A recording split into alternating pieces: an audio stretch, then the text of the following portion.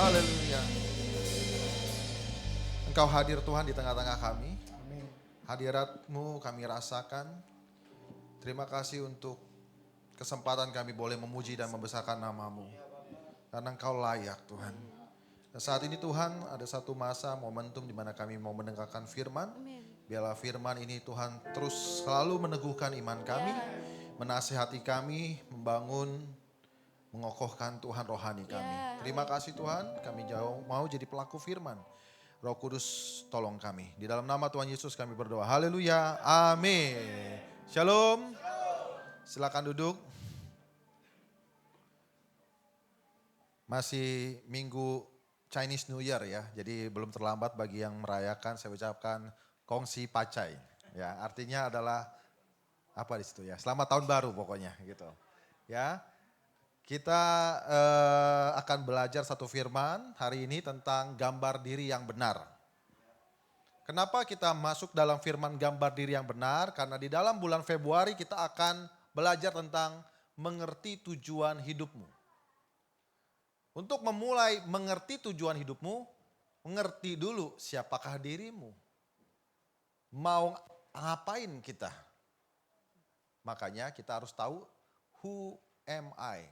Siapakah diriku? Siapa diri kita? Ya. Nah, di sini kita lihat gambar diri yang benar.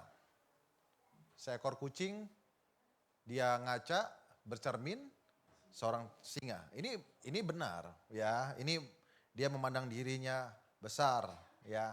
Tapi sayangnya kebalikan Bapak dan Ibu. Seekor singa akhirnya dia berkaca, bercermin. Tapi yang dia lihat adalah seekor kucing. Mungkin itulah salah satunya dari kita. Kita menganggap diri kita tidak seperti Tuhan menganggap diri kita. Kita menganggap diri kita, memandang diri kita jauh lebih rendah dibanding Tuhan memandang diri kita. Ini kan miris ya. Tuhan malah memandang kita berharga. Kejadian, maksud saya Mazmur 139 ayat yang ke-14 mengatakan, kejadianmu dahsyat. Kejadianmu ajaib. Ya, engkau dari sejak kandungan ibumu, aku telah melihat engkau. Yesaya 43 juga mengatakan engkau berharga dan mulia. Berkali-kali Tuhan menyatakan bahwa you are precious, engkau berharga. Tapi malah kita sebaliknya. Kok kita bisa sebaliknya? Karena kita belum pulih. Kenapa kita belum pulih? Karena salah satunya adalah environment, lingkungan. Orang tua salah satunya, keluarga, ya, atau masa lalu, atau teman-teman di sekolah dulu, atau mungkin pasanganmu yang akhirnya menyebabkan kita salah dalam menilai diri kita. Apa itu gambar diri? Boleh dibuka slide yang kedua. Mengetahui tujuan hidup harus dimulai dari memiliki gambar diri yang benar. Ya, jadi ini adalah entry point-nya, ini adalah yang paling pertama, startnya, mulainya adalah gambar diri dulu yang benar. Kita mau bertumbuh nih, 1 tahun ini kan TCC membahas tentang pertumbuhan rohani, kedewasaan rohani. Kalau nggak ngerti tujuannya juga keliru. Kalau mau ngerti tujuan hidupmu, kita harus mulai kembali gambar diri yang benar. Ya, self image itu sangat penting, saudara-saudara. Bukan hanya mengerti tujuan hidup, karena kita menjalani hidup kita harus ngerti self image. Di dunia usaha pun juga self image itu juga penting loh, citra diri. Makanya ada bagian marketing untuk membangun citra daripada perusahaan atau produk. Ya, jadi di dunia ini menganggap citra itu penting. Bagaimana dengan kita? Kita anggap gak citra itu penting, terutama citra tentang diri kita. Apa itu gambar diri? Psikolog menyatakan bahwa gambar diri adalah pandangan diri yang dimiliki tentang diri sendiri. Next slide. Pandangan diri pribadi yang dimiliki tentang diri sendiri. Tetapi dalam perkembangannya, pandangan itu bukan hanya dari diri sendiri, tetapi juga pandangan orang lain terhadap diri sendiri. Nah, yang dipandang itu apa aja biasanya, Bapak dan Ibu? Ya, kalau kita gambar biasanya apa? bentuknya ya, yaitu fisik. Ya, ada yang tinggi, ada yang pendek, ada yang gemuk, ada yang kurus. Penilaian fisik. Yang pertama orang gampang sekali melihat citra diri lewat fisik. Yang kedua apa? Lewat psikolog atau lewat mental, kepribadian. Yaitu yang susah terlihat tetapi bisa dirasakan oleh orang lain. Nah, jadi kita bisa menilai, oh ini orang pemarah. Dia citra dirinya sangat emosional orangnya. Jadi bisa lewat dari beberapa aspek. Pemahaman seseorang mengenai dirinya sendiri, who he is atau siapa dirinya dan juga mau jadi apa dia. Who I will be, mau jadi apa ya. Ya lebih singkatnya gini deh, orang lain membentuk citra diri ya kita yang salah. Oke, tergantung nanti kita akan masuk. Bagaimana orang lain itu bisa menilai, membangun citra diri yang benar terhadap kita. Kita harus memiliki komunitas yang benar juga. Nah pertanyaannya adalah selama ini bagaimana komunitas kita? Bagaimana lingkungan kita? Membentuk kita yang seperti sekarang ini punya citra diri yang benar atau yang salah? Di sekolah, apalagi ya sekarang ini zaman bully, ya kasus bully. Terus apalagi? Ya, media sosial itu kan juga salah satunya untuk membangun citra diri. Dia berupaya berpura-pura kadang menjadi diri orang lain. Padahal itu bukanlah gambar dirinya sendiri. Dia ngambil nyontek gambar dirinya orang lain. Ya, dia gambar dan dia kasih kelihatan orang ke orang-orang. Nah, ini harus benar dulu Bapak dan Ibu, saudara-saudari, kita harus miliki gambar diri yang benar. Kita harus pandang diri kita dengan cara yang benar. Ya. Siapakah diri kita? Ada yang menilai, wah Pak saya dinilai dari latar belakang saya. Saya dari daerah sini. Saya warnanya seperti ini. Saya bentuknya seperti ini. Tuhan lebih melihat kepada karaktermu dibanding dengan apa yang tampak daripadamu. Ya. Amin. Kalau menurut Alkitab, kita kan hidup menurut perkataan firman, betul ya? Apalagi kita disebut anak-anak Allah. 1 Yohanes 3 ayat 1 mengatakan kita ini disebut sebagai anak-anak Allah. Kita turut dengan apa kata firman Tuhan. What Bible said about us? Apa yang Tuhan, apa yang Alkitab katakan menurut kepada kita, tentang kita. Maka Allah menciptakan manusia itu menurut gambarnya. Allah menciptakan manusia menurut gambarnya. Artinya manusia sama dengan gambar Allah. Bentuk mukanya sama Pak. Memang dalam gambar dan rupa itu ada namanya Salem dan juga ada Damah. Yang artinya bentuk secara fisik dan juga secara memang Allah tidak kelihatan. Ya adalah roh. Tetapi secara karakter kita punya karakter ilahi. Kita punya karakter itu. Awalnya manusia itu punya seperti itu. Adam kan diciptakan pertama kali. Tapi karena meleset, karena dosa, karena iblis menipu. Nah ini dia. Cara pandang diri kita itu tergantung daripada kita salah dalam memandangnya. Karena tergantung daripada orang lain memandang. Dan yang kedua juga jangan lupa ada musuh kita yang namanya adalah si iblis yang coba merasuki cara pandang kita. Kok Pak dia mau menjatuhkan kita? Ya memang dia diciptakan untuk, bukan diciptakan, dia ada untuk membinasakan kita. Membinasakan karakter kita, membunuh karakter kita. Maka kita harus tampis, kita harus tepis itu dengan perkataan firman. Kita diciptakan menurut gambar rupa Allah. Amin. Menurut gambar Allah diciptakannya dia laki-laki dan perempuan diciptakannya mereka. Jelas gambarnya ada yang laki-laki dan ada yang perempuan. Jadi ada pembedaan. Tapi sayangnya salah satu yang menipu juga dunia ini ya. Laki-laki menjadi perempuan, perempuan menjadi laki-laki dan bahkan di Thailand kemarin baru minggu lalu diresmikan ya, 2 minggu lalu kalau nggak salah, diresmikan 200 pasangan LGBT yang menikah sesama jenis. Ya, sudah melenceng daripada gambar diri yang Tuhan tetapkan. Saya percaya di sini tidak ada, ya, semuanya laki-laki dan perempuan, tidak ada yang dan, ya, ya.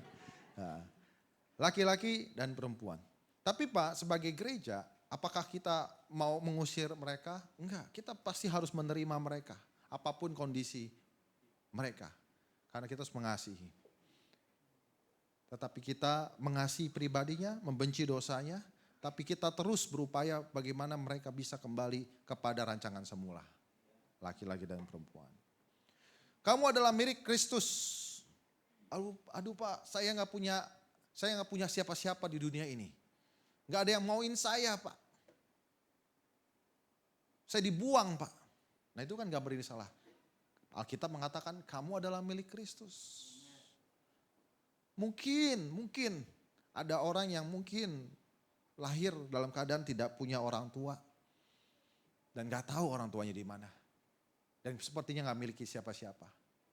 Alkitab dalam Galatia 3 ayat 29, 1 Korintus 3 ayat 23 mengatakan engkau adalah milik Kristus. Ada yang punya ya engkau. Ya, ada yang punya, yaitu Kristus. Kamu adalah ladang Allah dan bangunan Allah.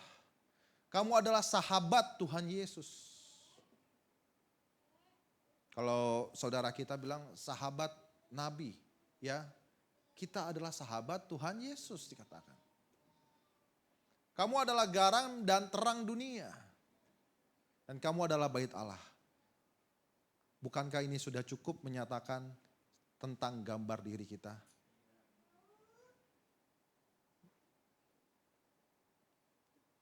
Masih banyak lagi pada firman Tuhan. Silakan baca. Banyak pernyataan-pernyataan dari Allah tentang siapakah diri kita. Manusia itu. Tapi saya hanya ambil beberapa bagian aja. Nah ini yang harus digarisbawahi. Karena kita sering hidup tergantung dari perkataan orang lain. Itu capek Bapak dan Ibu ya. Mau bergerak begini salah, mau pakai baju ini salah, ya, mau belah rambut begini salah, mau dandan begini salah. Karena segala sesuatu kita dengar dari perkataan orang lain. Padahal orang lain punya selera berbeda-beda. Ya, dan kita mengikuti orang lain berbeda-beda itu. Yang akan capek siapa? Kita. Your self-worth is determined by you. Keberhargaan dirimu bukan tergantung siapa-siapa, tetapi tergantung dirimu. Next slide. Your self-worth is determined by you. Engkau yang harus nyatakan itu. Engkau harus katakan itu. Bukan orang lain. You don't have to depend on someone. Jangan tergantung kepada orang lain yang memberitahu kepadamu. Karena orang itu rupa-rupa. Berupa selera, rupa gaya, dan lain sebagainya. Kita akan bingung saudara-saudara untuk ngikutin orang lain. Jadi be yourself, jadi dirimu. Dirimu yang adalah anak-anak Allah, itu tambahannya. Dirimu yang adalah umat tebusan Allah. Dirimu yang adalah anak-anak terang. Itu jadi dirimu. Pandang dirimu bukan dari sisi fisikmu. Tetapi melainkan dari karakter hidupmu yang berkualitas. Next slide. Ya, karena gampang dinilai fisik bahkan bisa dirubah-rubah zaman sekarang udah modern ya. Mau yang tinggi nggak bisa ngapain yang tinggi jadi pendek ya, tapi mau yang pendek mau jadi tinggi juga bisa, mau yang hidungnya masuk ke dalam jadi keluar juga bisa, saudara-saudara ya. Mau yang mukanya bulat jadi kotak, yang kotak jadi segitiga, sekarang semuanya serba bisa ya. Ya. Asal jangan tidak berbentuk, saudara-saudara. Semua bisa dilakukan zaman sekarang. Makanya jangan nilai dari sisi fisik. Karena fisik itu bisa berubah. Karena dirubah dan juga berubah oleh waktu. Ya. Dulu Pak Semi Ibu Errol mana? Oh ada kan? Dulu Pak Semi nggak seperti ini, betul ya Pak? Perutnya lebih flat. Ya, kayak papan penggilisan. Ya masih ada gak papan penggilisan ya? Sekarang ya sudah kayak apa ya? Sama kayak saya begini juga ya. Dulu juga ramping, one pack dulu six pack, sekarang jadi one pack. Ya. Ya, dulu kita taruh helm di sini, sekarang taruh helm di sini ya. Jadi kalau ke mall, Pak helmnya nggak dibawa-bawa. Enggak, ini bukan helm, ini memang perut saya gitu ya. Tapi jangan lihat dari fisik, harus lihat daripada karakter. Makanya kita bicara setahun ini tentang kualitas iman, karakter, pertumbuhan iman, kedewasaan iman. Ayo kita beranjak, move on dari yang hanya dilihat orang semata. Kita harus lihat sesuatu yang, kita harus beranjak kepada sesuatu yang tidak terlihat, yaitu iman kita. Gambar diri dari Musa dan Gideon. Nah, kita lihat di sini bagaimana dicontohkan dalam firman Tuhan. Next slide. Ada tokoh Alkitab yang bernama Musa dan Gideon. Kedua-duanya awalnya mempunyai gambar diri yang salah. Bagaimana akhirnya perjumpaan dia dengan Tuhan memulihkan gambar diri dia dan mereka menjadi tokoh yang luar biasa yang dicatat dalam Alkitab, membawa kemenangan demi kemenangan bagi umat Israel. Ya. Pertama Musa, ini nih perkataan-perkataan yang muncul dari gambar orang yang punya gambar diri yang salah. Siapa aku ini? Enggak punya identitas diri. Kehilangan identitas diri. Siapa gua? Ya, kayaknya saya bukan anak yang dimauin waktu itu. Ini kan juga bisa terjadi dalam hidup kita. Mereka tidak percaya kepada aku, tergantung orang lain. Ya, saya sih bisa Pak. Tapi mereka nggak mau, mereka tidak percaya, tergantung orang lain. Pada saat Musa didatangi oleh Tuhan dalam bentuk semak yang berlukar yang mengeluarkan api. Tetapi Musa berkata beberapa hal ini. Musa mau ditunjuk menjadi pembawa yang membawa bangsa Israel keluar daripada tanah Mesir. Tetapi dia beralih, dia punya reason. Siapa saya? Mereka gak percaya sama saya. Ah Tuhan, aku ini tidak pandai bicara. Dia fokus pada kelemahannya. Orang yang punya gambar diri yang salah, bicara tentang kelemahan. Saya gak bisa Pak, saya bukan orang yang gampang, saya bukan orang yang pintar. Saya bukan orang yang smart, saya bukan orang yang rajin. Banyak hal, akhirnya kita jadi fokus kepada kelemahan. Coba cek. Apakah kita orang yang fokus pada kelemahan? Tapi luar biasa loh, Tuhan bilang gini. Hai engkau pahlawan yang gagah berani.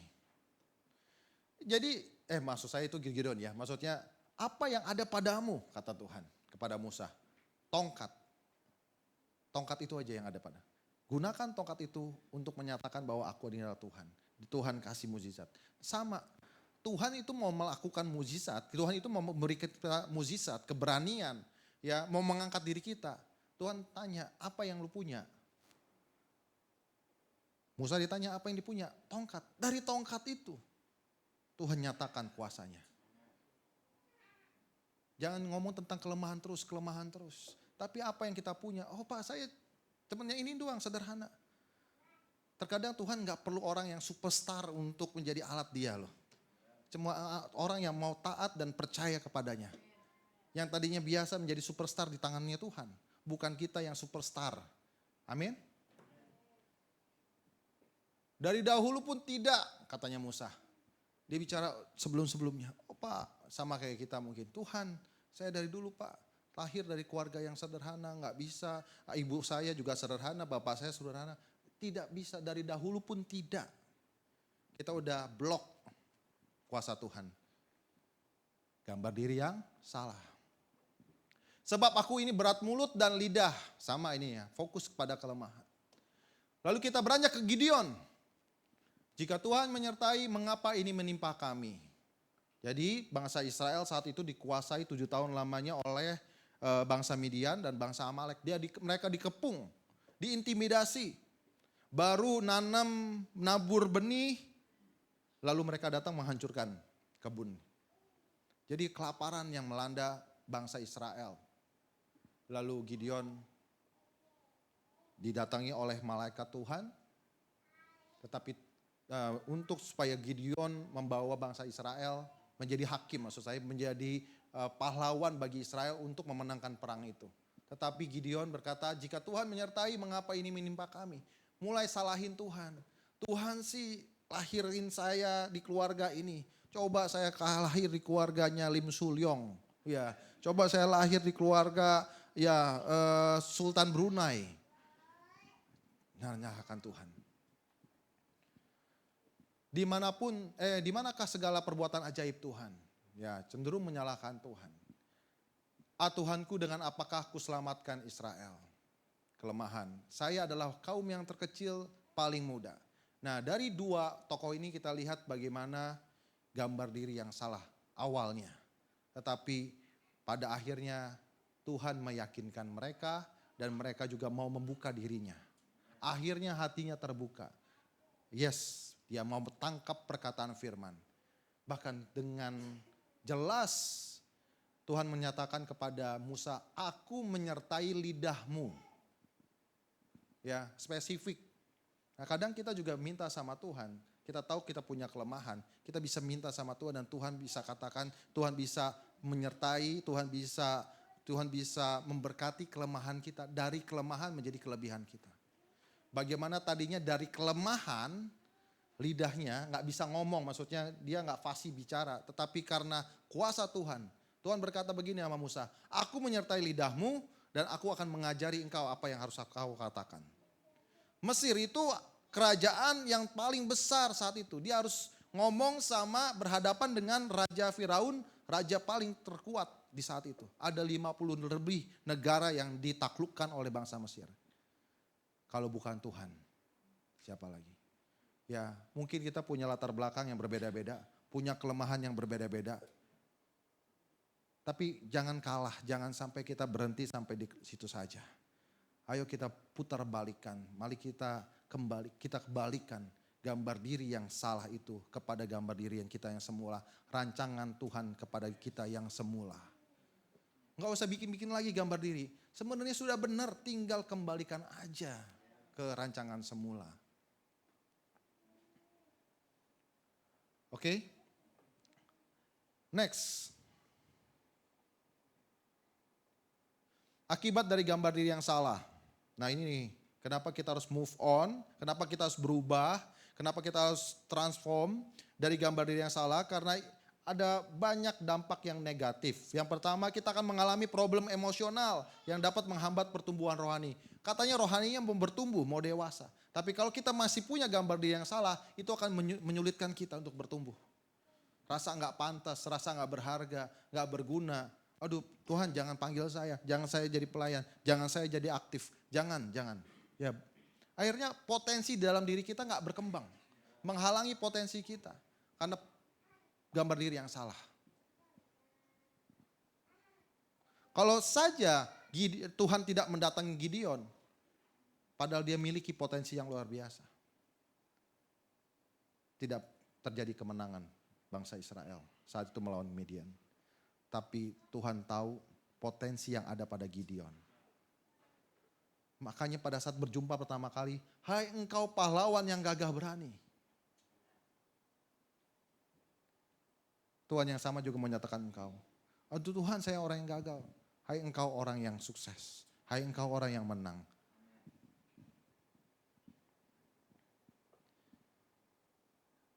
Haus akan pengakuan diri. Sehingga menjadi pribadi yang perfeksionis berlebihan. Nah, kita akan jadi pribadi yang super strong kelihatannya kalau punya gambar diri yang salah. Ya, harus begini. Karena mungkin waktu kecil udah didoktrin saudara. Kamu harus juara satu. Kalau nggak juara satu, mama papa parah, pukul dan lain sebagainya. Akhirnya terciptalah kita yang orang yang keras yang harus menjadi pemenang dalam segala hal. Nah ini juga salah. Sehingga akhirnya kita menjadi orang yang perfeksionis, boleh perfeksionis tapi berlebihan. Kalau nggak sesuai dengan yang kita mau, salah. Ya, harus ngikutin. Perfeksionis boleh tapi jangan berlebihan. Workaholic boleh tapi jangan di luar batas. Kalau di luar batas ada something wrong. Lalu ada apa? Insecure personality, rasanya nggak aman. Semuanya itu dicurigai, ya. Terus kita gampang salah paham. Ya, orang melihat kita terus dia tersinggung. Itu orang kayaknya ngeliatin saya dari ujung kaki sampai ujung rambut gitu. Enggak, ya. Jangan-jangan mata orang itu lagi minus, saudara-saudara. Minusnya 5, ya. Saya waktu kecil, waktu SMA, SMP gitu juga sama. Orang disenyumin tapi nggak pernah mau senyum. Itu karena saya minus 5, Bapak dan Ibu. Dan saya nggak pakai kacamata. Jadi saya nggak tahu muka orang lagi senyum atau lagi marah. Karena semua mukanya flat. Kalau orang yang minus 5, siapa yang di sini minus 5 nggak pakai kacamata? Gitu, ya. Jadi nggak kelihatan mukanya. Ya, jadi jangan tersinggung. Ya, tapi kalau mudah tersinggung, ada insecure personality, nggak aman, rasa nggak nyaman, nggak aman maksudnya. Ya, itu punya gambar diri yang salah. Gimana kita mau menuju kedewasaan rohani kalau kita masih stuck, berhenti di situ.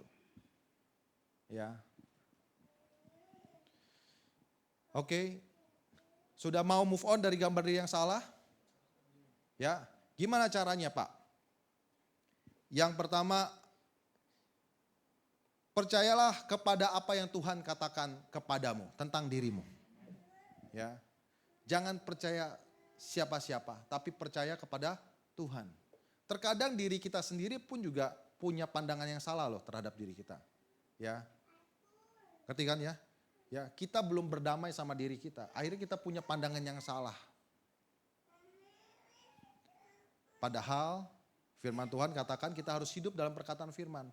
Langit dan bumi akan lenyap tetapi perkataan firman tetap untuk selama-lamanya. Percayalah apa yang Tuhan katakan tentang dirimu. Berdamai dan dari dosa dan berdamai dengan dirimu. Salah satu penyebab gambar diri yang salah adalah dosa. Nah, dosa itu didamaikan oleh Tuhan Yesus. Tapi kita pun juga jangan sampai terikat terus-menerus oleh dosa yang sama. Sehingga kita punya pandangan yang salah tentang diri kita. Bisa saya Pak orang yang gagal Pak. Kalau udah dosa satu Pak. Habis tobat terus nanti bisa lakukan lagi. Itu kan gambar diri yang salah, persepsi yang salah. Kita adalah umat pemenang. Ya, bukan lagi hamba dosa. Kita adalah hamba kebenaran.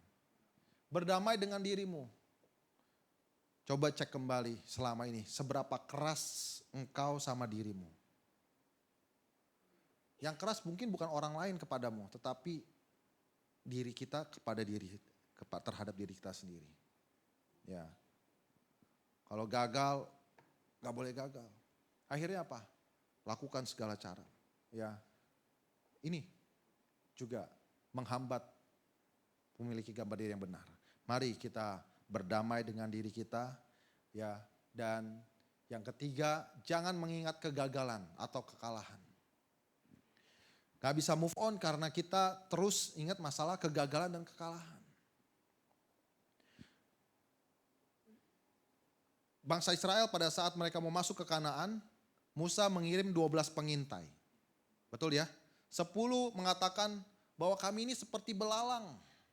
Mereka itu orang-orang yang menduduki Kanaan itu seperti raksasa, orang enak disebutnya. Dan mereka itu raksasa. Kita gak mungkin akan bisa menang terhadap mereka. Gambar diri yang salah, merasa dirinya kecil. Dan mereka menilai dari kondisi fisik. Itu kan gambar diri yang salah. Menilainya akhirnya salah. Padahal Tuhan mau memberkati bangsa Israel masuk ke Kanaan. Tapi mereka gak bisa diberkati karena punya gambar diri yang salah. Mereka masuk gak akhirnya? Gak masuk kan? Hanya Kaleb dan Yosua yang masuk. Ya. Dan 2 pengintai yang lain, yaitu Kaleb dan Yosua, punya gambar diri yang benar. Karena mereka hidup dalam perkataan firman. Mereka menilai dari fisik. Iya betul Pak, betul Musa. Mereka orang-orang yang besar. Tapi kita punya Tuhan yang besar. Dan Tuhan akan menyerahkan bangsa itu kepada Israel. Itu kan menurut firman. Padahal faktanya, padahal secara kasat mata, secara dilihat itu sulit. Tetapi karena mereka hidup dalam perkataan firman, akhirnya mereka menang. Ya, sama terhadap masalah kita. Waduh ini nggak mungkin Pak, 2025 mungkin tambah sulit. Oh beginilah keadaan hidup saya makin sulit. Dolar mungkin bisa naik, ya emas naik turun, dan lain sebagainya. Ya, tapi kalau kita menghidupi perkataan firman, kita bukan jadi orang-orang yang gagal, tapi orang-orang yang menang. Nilai, ayo pandang, memang nggak gampang saudara-saudara. Karena kan semuanya di depan mata kita ya, masalah itu. Tapi ayo mulai coba berubah sedikit-sedikit. Melihat lebih pada perkataan firman dibanding masalah kita. Miliki hubungan dengan Tuhan. Pada saat Gideon didatangi oleh malaikat Tuhan. Dan setelah selesai dari situ, Gideon membangun mezbah Tuhan. Membangun mezbah. Dan dia menamai mezbah itu Tuhan adalah keselamatan. Ya, sudah berapa lama kita gak bangun mezbahnya Tuhan. Gak lagi mau nyembah Tuhan. Sudah berapa lama. Ya. Dunia ini kan memberikan toksik, apa tuh ya, racun-racun yang ya kamu gak bisa, ya semua itu dinilai dari apa harta, apalagi merek, betul gak? Ya dilihat dari fisik. Nah kita harus bisa mengimbangi bahkan bisa melebihi apa sistem dunia itu. Apa yang dunia katakan. Dengan apa? Dengan perkataan firman. Dengan bangun mezbah Tuhan. Karena kalau seperti itu gak ada habis-habisnya saudara. Ya. Kalau kita hanya mengikuti kata dunia itu gak akan habisnya.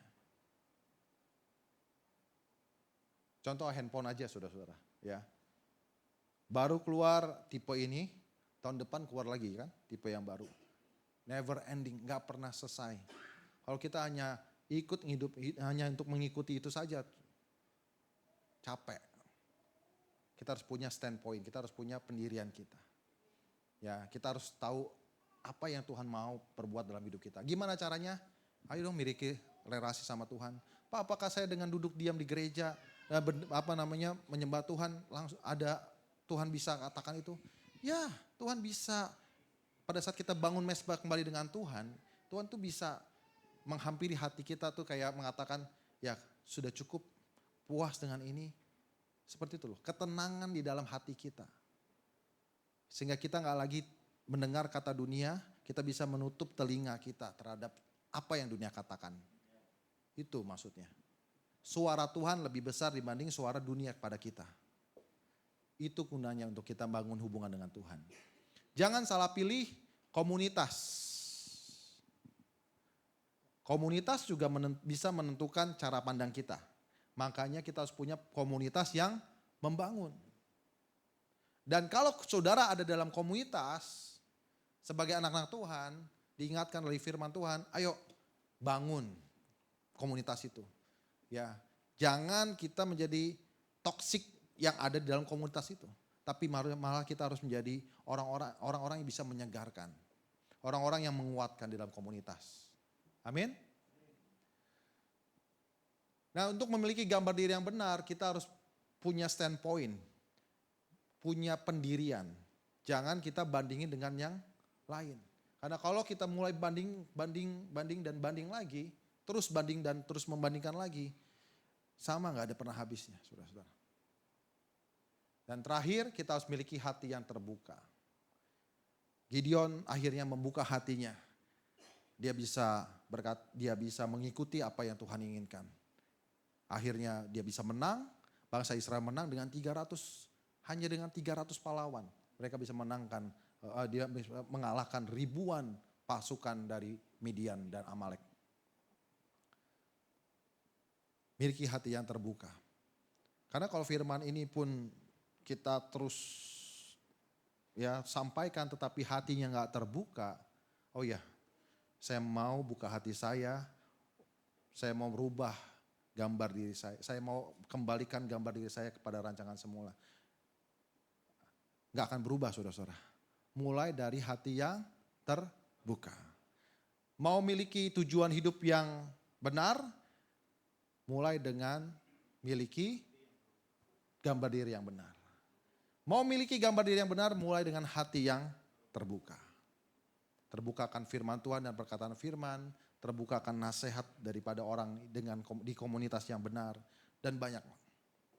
Itulah firman yang sudah kita dengarkan hari ini. Ayo kita beranjak kembali dari gambar diri yang salah karena terbentuk dari lingkungan, dari keluarga, dari kesalahan, kegagalan masa lalu. Mari kita kembali kepada gambar diri yang benar.